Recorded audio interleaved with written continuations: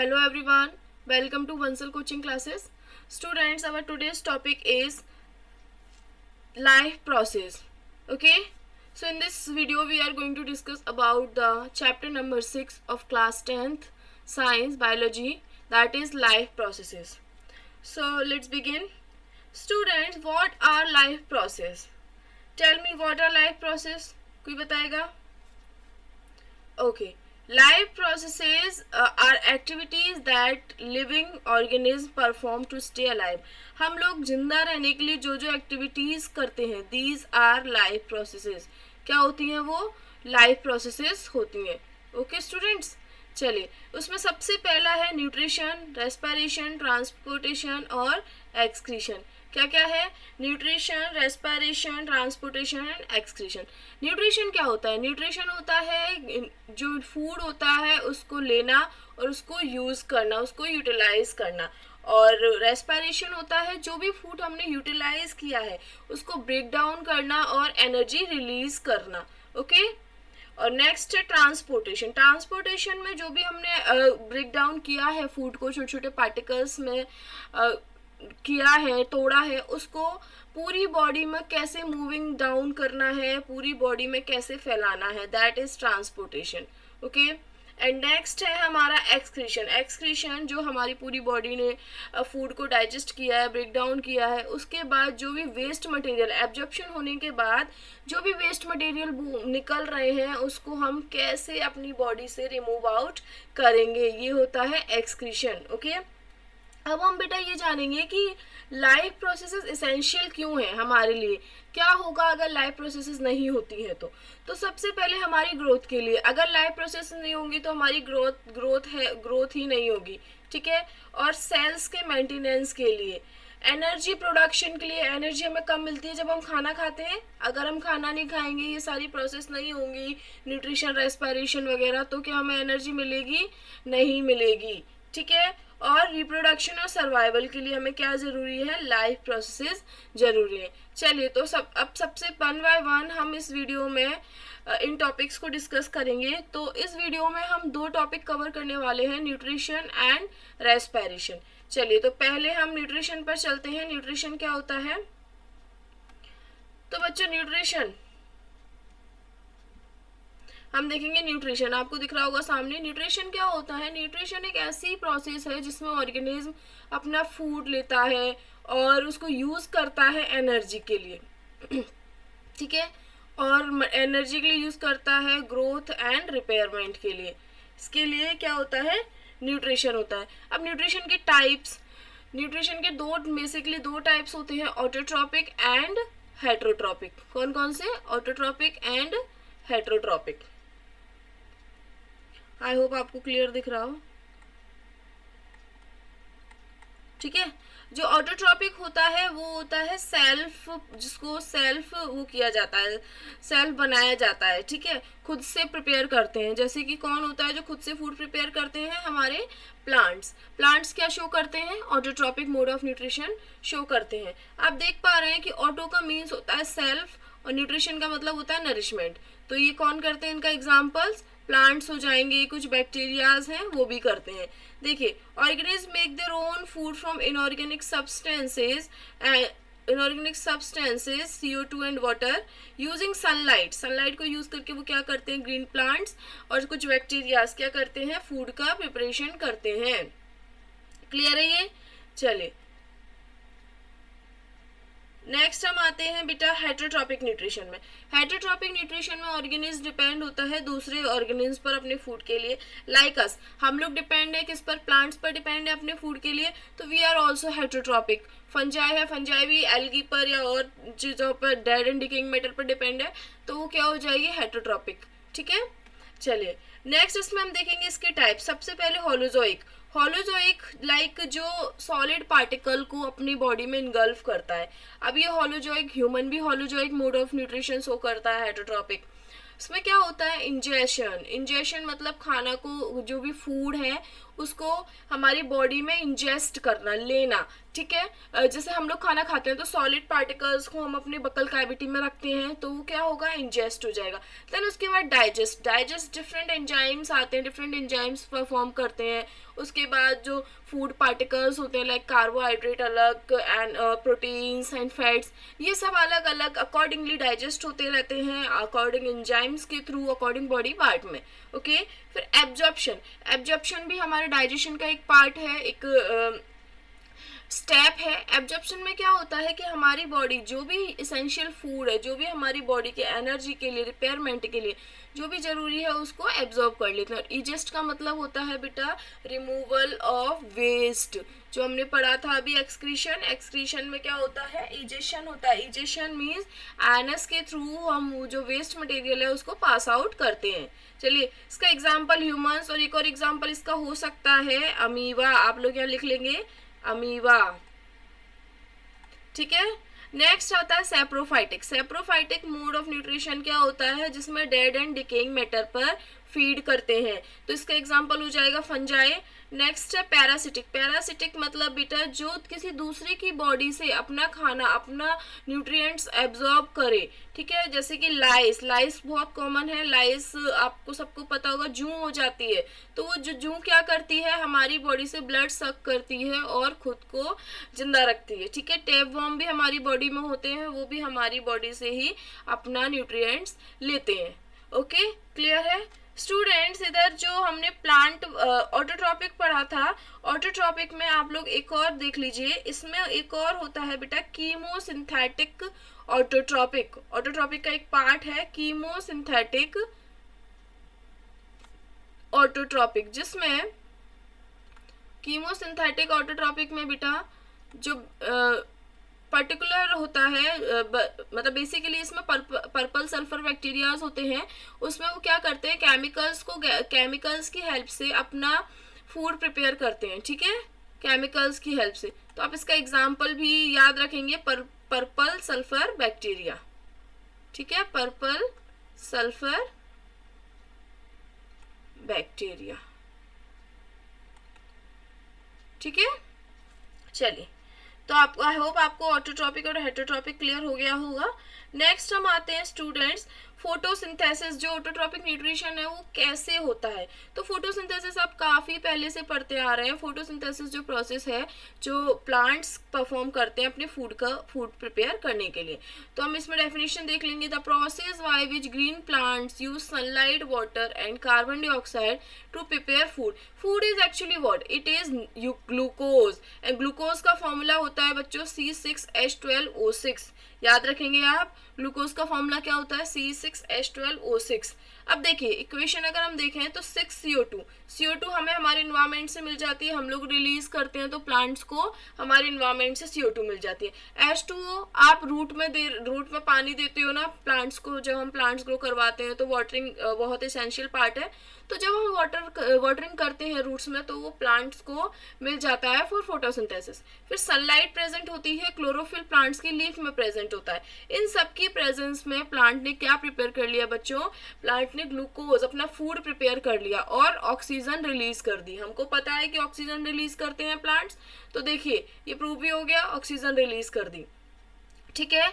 अब मैं आपको बता दूं कि जो ये ग्लूकोज बनता है ये स्टोर कहाँ रहता है, ये स्टोर रहता है बेटा लीव्स में। कहाँ पर, लीव्स में, ये याद रखेंगे। अब इसमें सबसे पहले मैं इसकी स्टेप्स देखते हैं हम लोग क्या क्या। सबसे पहले absorption of sunlight bye chlorophyll. जो क्लोरोफिल लीव्स में या ग्रीन पार्ट्स में जो प्रेजेंट रहता है प्लांट के, वो सनलाइट उसको कैप्चर कर लेती है, ठीक है, मतलब सनलाइट को कैप्चर कर लिया जाता है क्लोरोफिल द्वारा। फिर उसके बाद जो फोटोलाइसिस होता है, मतलब ये जो वाटर है, इसका वाटर क्या है, हमारा वाटर का फॉर्मूला बताइए मुझे, H2O है, ये किस में कन्वर्ट हो जाएगा, H+ एंड OH- आयंस में। तो ये देखिए ये H2O ही तो हो गया। ये जब स्प्लिट होगा इसको हम लिख सकते हैं H2 और O2 में हो रहा है, डायरेक्ट हम ऐसे भी कर सकते हैं सिंपली, बट एक्चुअली ये स्प्लिट होता है H+ एंड OH- आयंस में। अब H2 और O2 में वो स्प्लिट हो रहा है तो क्या होगा, ये कुछ पार्ट अपना फूड बनाने में हेल्प करेगा। उसके बाद जो CO2 है, CO2 का क्या हो रहा है, रिडक्शन। रिडक्शन से मतलब क्या होता है बेटा, रिडक्शन मीन्स होता है H आयंस का एड ऑन हो जाना। मैं आपको रिडक्शन और ऑक्सीडेशन एक बार बता देती हूँ। रिडक्शन होता है जब हाइड्रोजन ऐड हो जाता है किसी चीज में, मतलब क्या हो गया, वो चीज रिड्यूस हो जाएगी। जैसे हम यहाँ पे देख रहे हैं तो कार्बन 6 है और ऑक्सीजन भी है, लेकिन यहाँ पे क्या हो गया है, H12 हो गया है, मतलब हाइड्रोजन क्या हो गया है, ऐड हो गया है। इसीलिए ही तो क्या हो रहा है, CO2 का रिडक्शन हो रहा है, ठीक है। और जो ये है इसमें देखो 6O2, इधर क्या हो रहा है, H हट गया है, तो हम कह सकते हैं कि यहाँ पर ऑक्सीडेशन हो रहा है।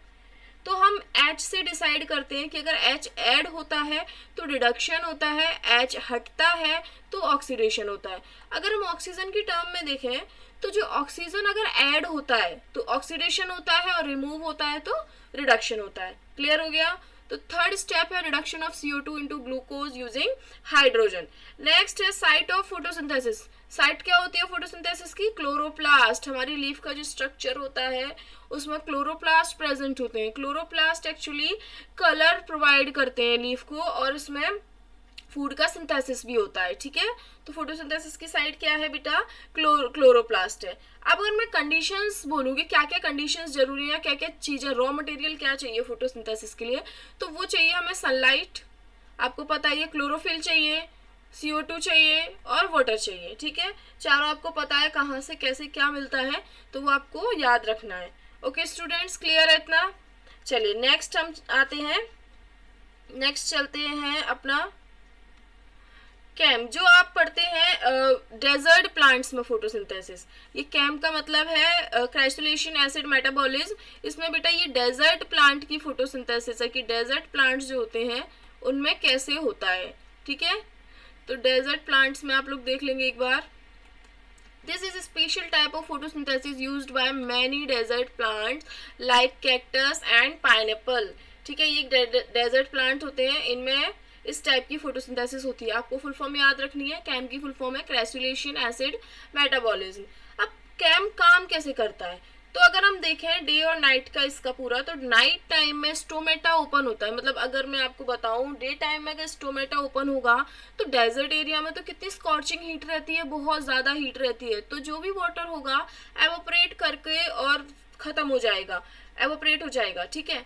लेकिन इसलिए क्या होता है कि नाइट टाइम में इससे स्टोमेटा ओपन होते हैं। स्टोमेटा ओपन होंगे तो जो टेम्परेचर है वो भी कूल रहेगा उस टाइम पर, नाइट टाइम में तो कूल रहता है, तो वाटर का जो लॉस है वो रिड्यूस होगा।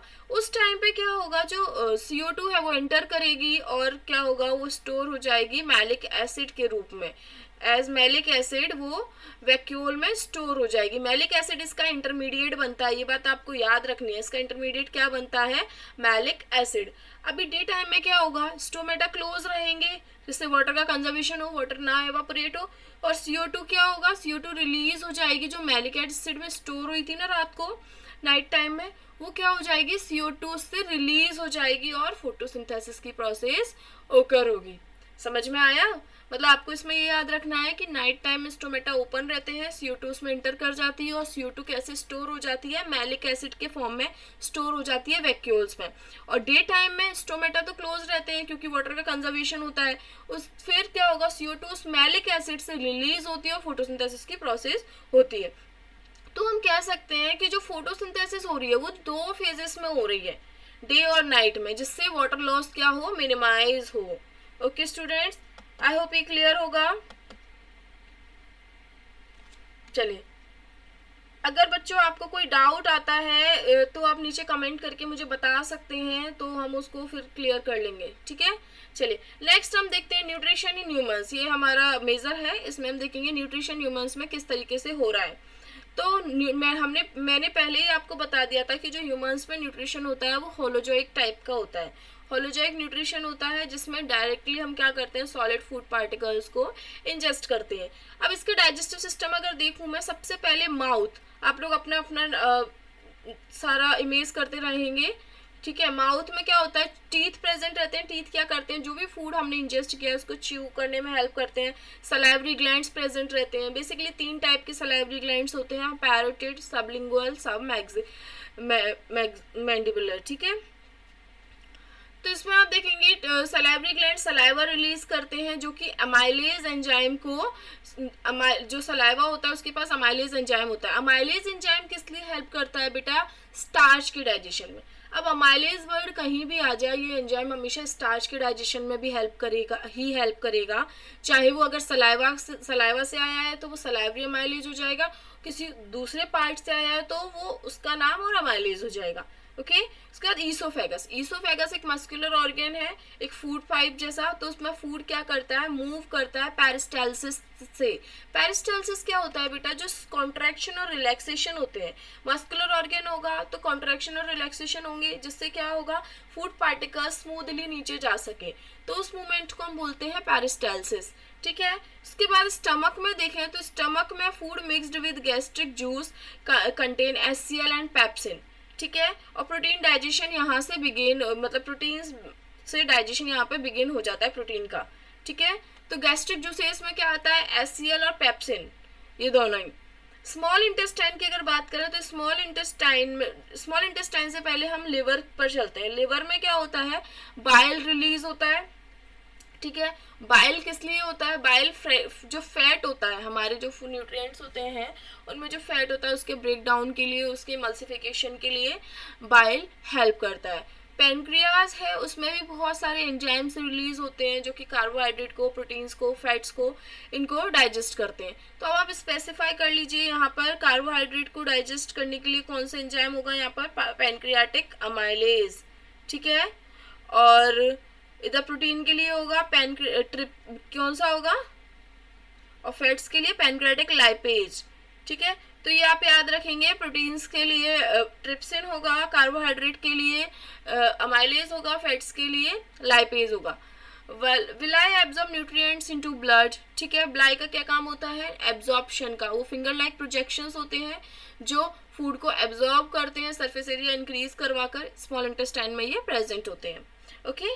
नेक्स्ट लार्ज इंटेस्टाइन पे आते हैं। लार्ज इंटेस्टाइन का डाइजेशन हमारा कंप्लीट हो गया था स्मॉल इंटेस्टाइन में, एब्जॉर्प्शन लार्ज इंटेस्टाइन में होता है। ठीक है। Absorb water and minerals also. Anus जो है, एनस में अनडाइजेस्टेड वेस्ट है वो रिमूव होता है। इस प्रोसेस को बोला जाता है इजेशन। क्या बोलते हैं? इजेशन। ओके चलिए एक बार हम डायग्राम की हेल्प से देख लेंगे। देखिए स्टूडेंट्स, ये क्या है? हमारी ओरल कैविटी है जिसमें हमने पढ़ा था कि जो टीथ होते हैं तो वो फूड च्यू करते हैं, वो सब मैक्सिलरी, सब लिंगुअल ग्लैंड्स, ये सब यहाँ पे प्रेजेंट होते हैं। पैरोटिड ग्लैंड लार्जेस्ट ग्लैंड होता है हमारे ईयर के यहाँ पे होता है।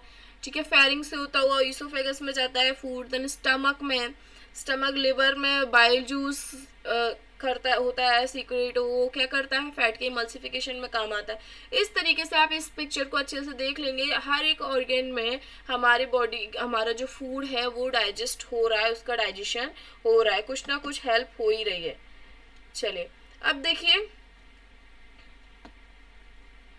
आपको इतना क्लियर है? चलिए अब बेटा हम नेक्स्ट टॉपिक हमारा शुरू करते हैं, वो है रेस्पिरेशन। आई होप आपको जो न्यूट्रिशन है वो अच्छे से क्लियर हो गया होगा। न्यूट्रिशन के बाद प्लांट कैसे न्यूट्रिशन लेते हैं और डेजर्ट प्लांट कैसे करते हैं और ह्यूमन का कौन सा टाइप होता है और कैसे वो करता है, ये क्लियर हो गया होगा। अब हम रेस्पिरेशन पे चलते हैं। तो स्टूडेंट रेस्पिरेशन क्या होता है? रेस्पिरेशन एक ऐसी प्रोसेस है जिसमें फूड का ब्रेकिंग डाउन हो रहा है, जिस मेनली किसका? ग्लूकोज का। उससे क्या हो रहा है? एनर्जी रिलीज हो रही है। ठीक है। अब जो रेस्पिरेशन है वो क्या होता है? फूड जो हमने अभी डाइजेस्ट किया था फूड, उसका ब्रेक डाउन और उससे एनर्जी मिलना। एनर्जी क्यों जरूरी है? एनर्जी जरूरी है जिससे हम अपना कोई भी काम कर पाए। अगर आप लोग स्टडी कर रहे हैं तो आपको एनर्जी होगी आप में, तभी तो कर पाएंगे। अगर मैं यहाँ पे पढ़ा रही हूँ तो मेरे में एनर्जी होगी तभी मैं पढ़ा पाऊंगी। All because of that respiration, that nutrition. Okay चलिए अब जो रेस्पिरेशन है वो दो टाइप के होते हैं बेसिकली। कौन कौन से? Aerobic and anaerobic. एरोबिक जो होता है जिसमें ऑक्सीजन की रिक्वायरमेंट होती है, ऑक्सीजन यूज होती है। एनारोबिक में ऑक्सीजन यूज नहीं होती। ठीक है। अब बाय प्रोडक्ट्स अगर देखे जाए तो एरोबिक में CO2 और H2O मिलता है। CO2 निकलता है, हम लोग का देख लीजिए आप लोग, हम लोग क्या करते हैं? ऑक्सीजन लेते हैं और कार्बन डाइऑक्साइड छोड़ते हैं, कार्बन डाइऑक्साइड रिलीज करते हैं। तो देखिए बाय प्रोडक्ट क्या होगा? Carbon dioxide, water and energy.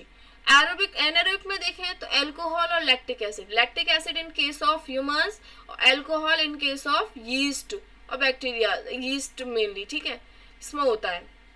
और CO2 तो ये रिलीज करते हैं, एनर्जी बहुत लो रहती है एनारोबिक रेस्पिरेशन में। अगर एरोबिक रेस्पिरेशन की मैं इक्वेशन की बात करूं तो ये है फूड, क्या है ये, फूड, ग्लूकोज। अब ये ग्लूकोज है, ऑक्सीजन की प्रेजेंस में क्या करेगा, इसका ब्रेकडाउन हो जाएगा और ब्रेकडाउन होकर के CO2 H2 एनर्जी, एटीपी के फॉर्म में एनर्जी आई। एटीपी क्या होती है बेटा, एनर्जी करेंसी होती है, इसकी फुल फॉर्म होती है एडेनोसाइन ट्राइफॉस्फेट, सबको याद होनी चाहिए, एडेनोसाइन ट्राइफॉस्फेट। ये देखिए जो एरोबिक रेस्पिरेशन हो रहा है वो बेटा माइटोकॉन्ड्रिया में हो रहा है और एटीपी क्या है, एनर्जी करेंसी है सेल की, तो आप याद रखेंगे। अभी मैं आपको एरोबिक और एनारोबिक में डिफरेंस बता दूंगी, क्या डिफरेंस होता है, तो आपको और अच्छे से क्लियर हो जाएगा। नेक्स्ट हम चलते हैं बेटा कि जो एरोबिक रेस्पिरेशन हो रहा है वो एक्चुअली कैसे हो रहा है। सबसे पहले पाथवे देखेंगे। सबसे पहले अगर ह्यूमन का हम देखें तो नोज से हम लोग लेते हैं, ठीक है, नोज से हमने सांस ली, उसके बाद वो फेरिंग्स में जाएगा, देन लैरिंग्स में trachea, bronchi, bronchioles and alveoli. मैं आपको अगर एक रफ डायग्राम बना के दिखाऊं तो स्टूडेंट्स ये देखिए,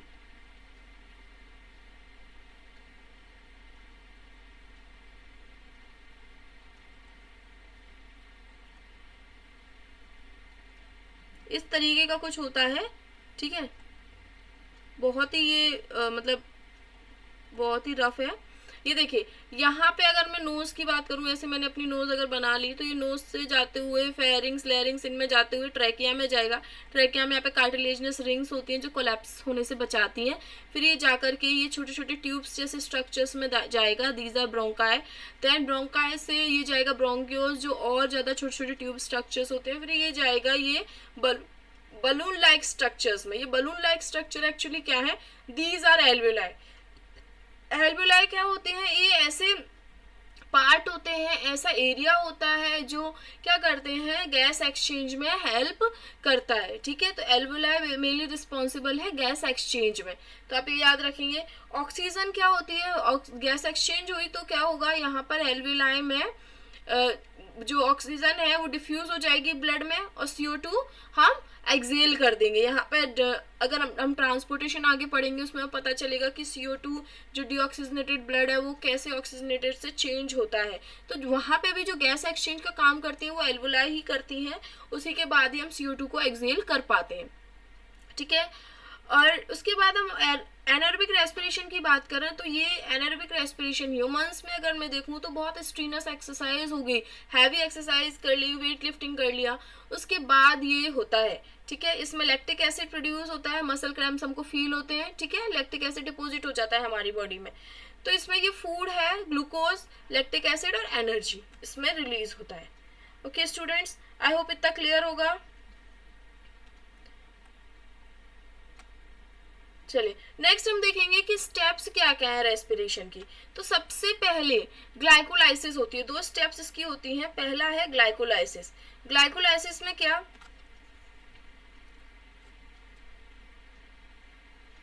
ग्लाइकोलाइसिस में देखिए, ग्लाइकोलाइसिस जो प्रोसेस है उसमें ग्लूकोज का ब्रेकडाउन होता है मेनली। क्या हो रहा है, ग्लूकोज का ब्रेकडाउन। तो इसमें हम लिखेंगे ब्रेकडाउन ऑफ ग्लूकोज, ठीक है। ग्लाइकोलाइसिस क्या होती है, ब्रेकडाउन ऑफ ग्लूकोज। ये कहाँ पे हो रहा है, साइटोप्लाज्म। ये हर एक सेल में होती है जो रेस्पिरेशन करती है, हर एक में होती है, चाहे वो एनारोबिक हो या एरोबिक हो। तो ब्रेकडाउन ऑफ ग्लूकोज कहाँ पे हो गया, हमारे साइटोप्लाज्म में। ग्लूकोज क्या है, 6 कार्बन शुगर है, ये हमको पता है। वो ब्रेक डाउन हो जाती है किसमें, 2 मॉलिक्यूल्स ऑफ पायरुवेट। पायरुवेट हमारी 3 कार्बन शुगर है, ये आप याद रखेंगे। ग्लूकोज 6 कार्बन शुगर है और पायरुवेट 3 कार्बन शुगर है। इस ग्लाइकोलाइसिस में कुछ एटीपी रिलीज होते हैं, कुछ मतलब 2 एटीपी रिलीज होते हैं, ये आप याद रखेंगे ग्लाइकोलाइसिस में। उसके बाद अब ग्लाइकोलाइसिस के बाद पायरुवेट बन गया। पायरुवेट के बाद पायरुवेट का कैसे ब्रेक डाउन होगा, तो सबसे पहले अगर मैं देखूं ऑक्सीजन प्रेजेंट है एरोबिक कंडीशन में, माइटोकॉन्ड्रिया में पायरुवेट ब्रेक डाउन हो जाता है कार्बन डाइऑक्साइड और H2O में। मोर एटीपी यहाँ जनरेट होते हैं, अप्रॉक्स 36 एटीपी यहाँ पर जनरेट होते हैं, ठीक है। यहाँ पे अगर ऑक्सीजन नहीं है मतलब एनारोबिक कंडीशन है, तो ये अल्कोहल और CO2 में कन्वर्ट होगा यीस्ट में, और लैक्टिक एसिड हो जाएगा ह्यूमन बॉडी की मसल्स में, मतलब एनिमल की मसल्स में। ओके, यहाँ पर एनर्जी बहुत लो होती है। तो स्टूडेंट्स इतना क्लियर है आपको रेस्पिरेशन। अब मैं आपको एरोबिक और एनारोबिक में डिफ्रेंशिएट करना बताती हूँ। जो एरोबिक है, आप लोग सब सुनेंगे, एरोबिक है उसमें क्या होगा, ऑक्सीजन की रिक्वायरमेंट होगी, एनारोबिक में नहीं होगी। एरोबिक में एटीपी बहुत ज़्यादा रिलीज होंगी, लेकिन जो एनारोबिक है उसमें नहीं होंगी, बहुत ही लेस एनर्जी रिलीज होगी। एरोबिक है वो माइटोकॉन्ड्रिया में होती है, एनारोबिक साइटोप्लाज्म में होती है। ठीक है, उसके बाद और बताइए और क्या डिफरेंस हो सकता है। एरोबिक हायर ऑर्गेनिज्म होती है और एनारोबिक मोस्टली लोअर ऑर्गेनिज्म होती है। ठीक है, हमारा वो मसल में होता है वो एक अलग है, पर अगर वैसे देखा जाए तो लोअर ऑर्गेनिज्म होती है एनारोबिक। ठीक है स्टूडेंट्स, तो आई होप आपको ये सब क्लियर हो, आप लोग रिवाइज करेंगे अच्छे से। आज हमने इस वीडियो में 2 टॉपिक्स कवर किए हैं, nutrition and respiration from the life processes. Life process जो चैप्टर है क्लास 10th का बायोलॉजी का, उसमें से हमने 2 टॉपिक आज क्लियर किए हैं। नेक्स्ट वीडियो में जो अगले 2 टॉपिक हमारे रिमेनिंग हैं उनको क्लियर करेंगे। Okay students, so stay tuned. Okay, thank you very much students,